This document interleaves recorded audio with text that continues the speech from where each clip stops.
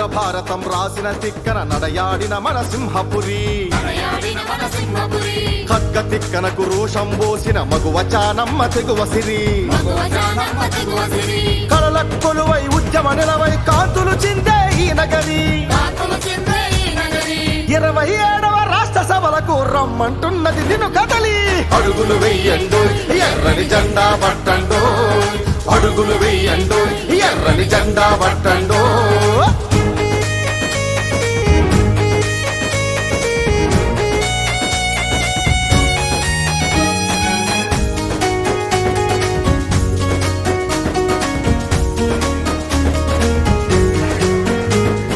భారతదేశపు చరిత్రలోని కూలి రేట్లకై తొలుగొంతెత్తి